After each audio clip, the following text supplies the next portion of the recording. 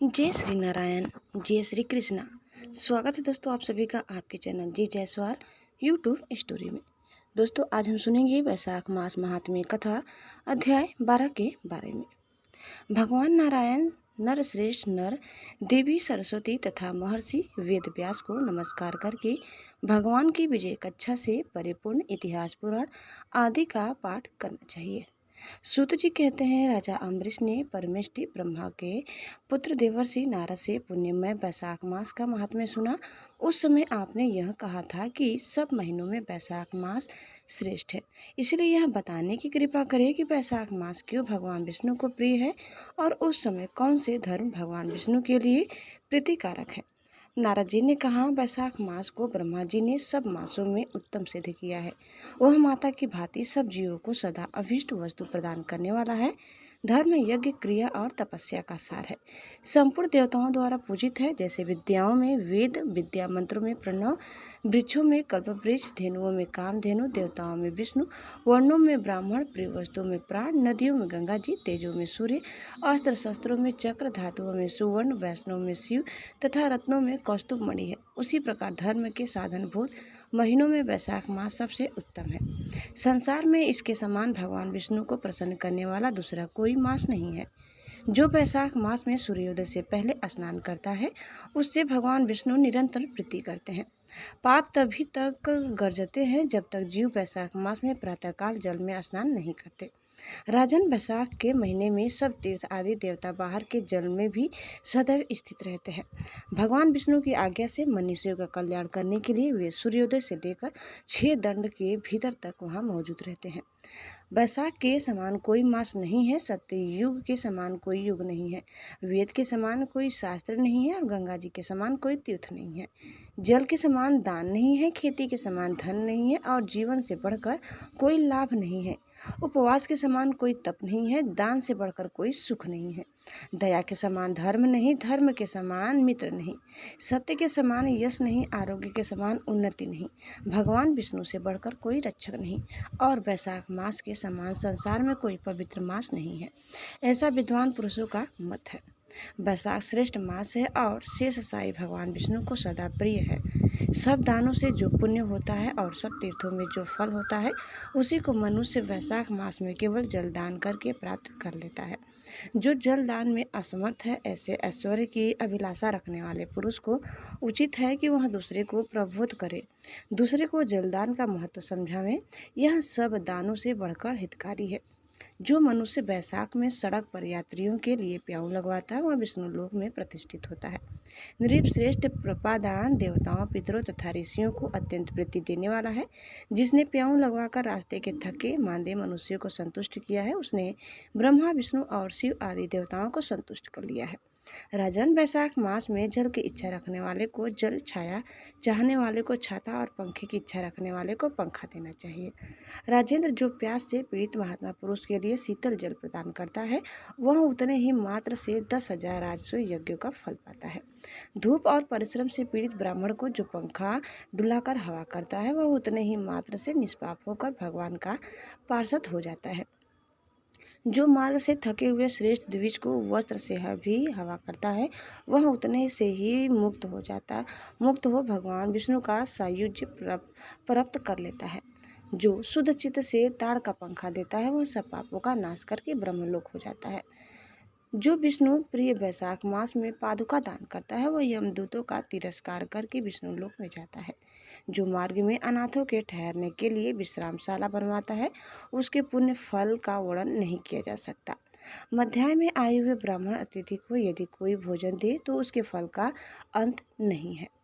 राजन, अन्नदान मनुष्य को तत्काल तृप्त करने वाला है, इसलिए संसार में अन्न के समान कोई दान नहीं है। जो मनुष्य मार्ग के थके हुए ब्राह्मण के लिए आश्रय देता है उसके पुण्य फल का वर्णन नहीं किया जा सकता। भूपाल, जो अन्नदाता है वह माता पिता आदि का भी विस्मरण करा देता है। इसीलिए तीनों लोकों के निवासी अन्नदान की ही प्रशंसा करते हैं। माता और पिता केवल जन्म के हेतु हैं, पर जो अन्न देकर पालन करता है मनीषी पुरुष इस लोक में उसी को पिता कहते हैं। आइए अब हम जान लेते हैं बैसाख स्नान के नियम के बारे में। तो महिरथ नाम का एक राजा था जो सदा कामनाओं में आसक्त और अजितेंद्रिय था। वह केवल बैसाख स्नान के सुयोग से स्वतः वैकुंठ धाम को चला गया। बैसाख मास के देवता भगवान मधुसूदन है, अतएव वह सफल मास है। बैसाख मास में भगवान की प्रार्थना का मंत्र इस प्रकार है। मधुसूदन देवेश बैसाखे मेषगे रहो, अर्थात प्रातः स्नान करिष्यामि निर्विघ्नं कुरु माधव। अर्थ, हे मधुसूदन, हे देवेश्वर माधव, मैं मेष राशि में सूर्य के स्थित होने पर बैसाख मास में प्रातः स्नान करूंगा, आप इसे निर्विघ्न पूर्ण कीजिए। दोस्तों, तत्पश्चात निम्नलिखित मंत्र से अर्थ प्रदान करना चाहिए। बैसाखे मेषगे भानौ प्रातः स्नान परायण अर्धते हतम प्रदास्यामि गृहाण मधुसूदन। अर्थात सूर्य के मेष राशि पर स्थित रहते हुए बैसाख मास में प्रातः स्नान के नियम में संलग्न होकर मैं आपको अर्घ्य देता हूँ, मधुसूदन इसे ग्रहण कीजिए। दोस्तों, फिर इस प्रकार अर्घ्य समर्पण करके स्नान करें, फिर वस्त्रों को पहनकर संध्या तर्पण आदि सब कर्मों को पूरा करके बैसाख मास में विकसित होने वाले पुष्पों से भगवान विष्णु की पूजा करें। उसके बाद बैसाख मास के महात्म्य को सूचित करने वाली भगवान विष्णु की कथा सुने। ऐसा करने से कोटि जन्मों के पापों से मुक्त होकर मनुष्य मोक्ष को प्राप्त होता है। यह शरीर अपने अधीन है, जल भी अपने अधीन ही है, साथ ही अपनी जीवा भी अपने वश में है। अतः इस स्वाधीन शरीर से स्वाधीन जल में स्नान करके स्वाधीन जीवा से हरि इन 2 अक्षरों का उच्चारण करें। जो बैसाख मास में तुलसी दल से भगवान विष्णु की पूजा करता है वह विष्णु की सायुज्य मुक्ति को पाता है। अतः अनेक प्रकार के भक्ति मार्ग से तथा भक्ति भांति भांति के व्रतों द्वारा भगवान विष्णु की सेवा तथा उनके सगुण या निर्गुण स्वरूप का अनंत चित्त से ध्यान करना चाहिए। दोस्तों, नारद जी कहते हैं, एक समय विदेहराज जनक के घर दोपहर के समय श्रुतदेव नाम से विख्यात एक श्रेष्ठ मुनि पधारे जो वेदों के ज्ञाता थे। उन्हें देखकर राजा बड़े उल्लास के साथ उठकर खड़े हो गए और मधुपर्क आदि सामग्रियों से उनकी विधि पूर्वक पूजा करके राजा ने उनके चरण उदक को अपने मस्तक पर धारण किया। इस प्रकार स्वागत सत्कार के पश्चात जब वे आसन पर विराजमान हुए तब विदेहराज के प्रश्न के अनुसार बैसाख मास के महात्म्य का वर्णन करते हुए वे इस प्रकार बोले। श्रुतदेव ने कहा, राजन, जो लोग बैसाख मास में धूप से संतप्त होने वाला महात्मा पुरुषों के ऊपर छाता लगाते हैं उन्हें अनंत पुण्य की प्राप्ति होती है। इस विषय में एक प्राचीन इतिहास का उदाहरण दिया करते हैं। पहले वंश देश में हेमकांत नाम से विख्यात एक राजा थे। वे कुश केतु के पुत्र, परम बुद्धिमान और शस्त्रधारियों में श्रेष्ठ थे। एक दिन वे शिकार खेलने में आसक्त होकर एक गहन वन में जा घुसे। वहां अनेक प्रकार के मृग और बराह आदि जंतुओं को मारकर जब वे बहुत थक गए तब दोपहर के समय मुनियों के आश्रम पर आए। उस समय आश्रम पर उत्तम व्रत का पालन करने वाले सतर्षि नाम वाले ऋषि समाधि लगाए बैठे थे, जिन्हें बाहर के कार्यों का कुछ भी ज्ञान नहीं होता था। उन्हें निश्चल बैठे देख राजा को बड़ा क्रोध हुआ और उन्होंने उन महात्मा को मार डालने का निश्चय किया। तब उन ऋषियों के 10,000 शिष्यों ने राजा को मना करते हुए कहा, ओ खोटी बुद्धि वाले नरेश, हमारे गुरु लोग इस समय समाधि में स्थित है। बाहर कहाँ क्या हो रहा है इसको ये नहीं जानते, इसलिए इन पर तुम्हें क्रोध नहीं करना चाहिए। तब राजा ने क्रोध में विफल होकर शिष्यों से कहा, द्विज कुमारों, मैं मार्ग से थका मांदा यहाँ आया हूँ, अतः तुम ही लोग मेरा आतिथ्य करो। राजा के ऐसा कहने पर वे शिष्य बोले, हम लोग भिक्षा मांगकर खाने वाले हैं। गुरुजनों ने हमें किसी के आतिथ्य के लिए आज्ञा नहीं दी है। हम सर्वथा गुरु के अधीन हैं, अतः तुम्हारा आतिथ्य कैसे कर सकते हैं। शिष्यों का यह कोरा उत्तम पाकर राजा ने उन्हें मारने के लिए धनुष उठाया और इस प्रकार कहा, मैंने हिंसक जीवों और लुटेरों के भय आदि से जिनकी अनेकों बार रक्षा की है, जो मेरे दिए हुए दानों पर ही पलते हैं, वे आज मुझे ही सिखलाते चले हैं। ये मुझे नहीं जानते, ये सभी कृतघ्न और बड़े अभिमानी हैं। अतः इन आतताइयों को मार डालने पर भी मुझे कोई दोष नहीं लगेगा। ऐसा कहकर वे कुपित हो धनुष से बाण छोड़ने लगे। बेचारे शिष्य आश्रम छोड़कर भय से भाग चले। भागने पर भी हेमकांत ने उनका पीछा किया और 300 शिष्यों को मार गिराया। शिष्यों के भाग जाने पर आश्रम पर जो कुछ सामग्री थी उसे राजा के पाप आत्मा सैनिकों ने लूट लिया।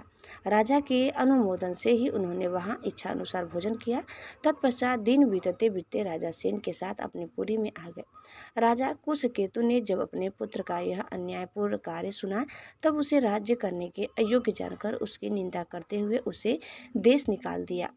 पिता के त्याग देने पर हेमकांत बने व घन वन में चला गया। वहां उसने बहुत वर्षों तक निवास किया। ब्रह्महत्या उसका सदा पीछा करती रहती थी, इसलिए वह कहीं भी स्थिरतापूर्वक रह नहीं पाता था।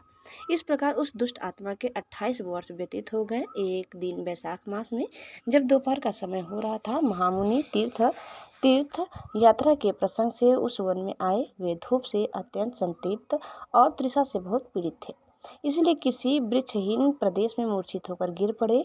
दैव योग से हेमकांत उधर आ निकला। उसने मुनि को प्यास से पीड़ित, मूर्छित और थका मादा देख उन पर बड़ी दया की। उसने पलाश के पत्तों से छत्र बनाकर उनके ऊपर आती हुई धूप का निवारण किया। वह स्वयं मुनि के मस्तक पर छाता लगाए खड़ा हुआ और तुम्बी में रखा हुआ जल उनके मुंह में डाला। इस उपचार से मुनि को होश आ गया और उन्होंने क्षत्रिय के दिन हुए पत्ते के छाते को लेकर अपनी व्याकुलता दूर की। उनकी इंद्रियों में कुछ शक्ति आई और वे धीरे धीरे किसी गांव में पहुंच गए। उस पुण्य के प्रभाव से हेमकांत की 300 ब्रह्महत्याएं नष्ट हो गई। इसी समय यमराज के दूत हेमकांत को लेने के लिए वन में आए। उन्होंने उसके प्राण लेने के लिए संग्रहणी रोग पैदा किया।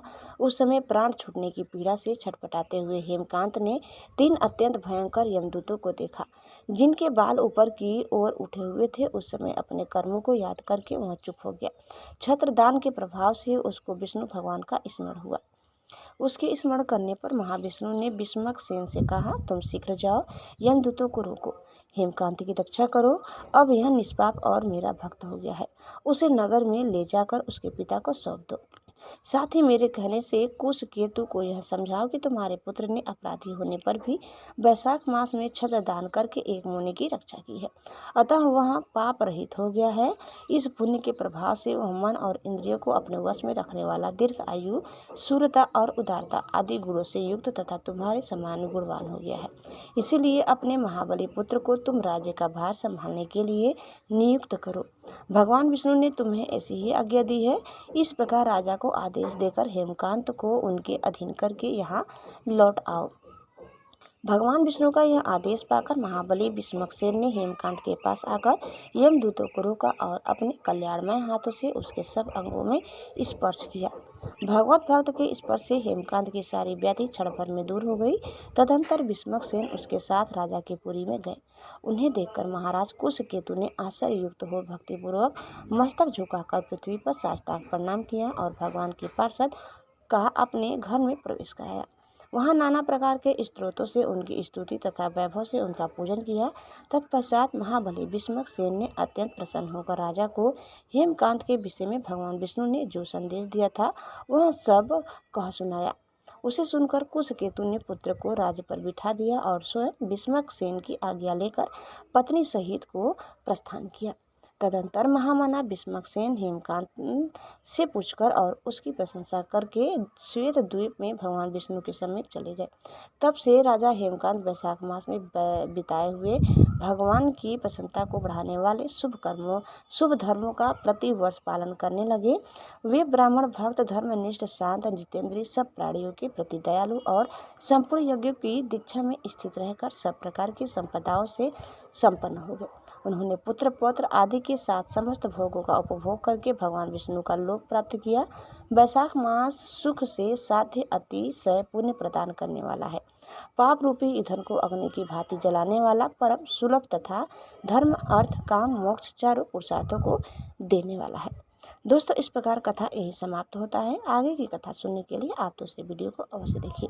दोस्तों, आपको हमारी आज की कथा कैसे लगी कमेंट करके जरूर बताइए। चैनल में नए हैं तो प्लीज़ लाइक, शेयर और सब्सक्राइब करना न भूलें। धन्यवाद। जय श्री कृष्ण, जय श्रीमन नारायण।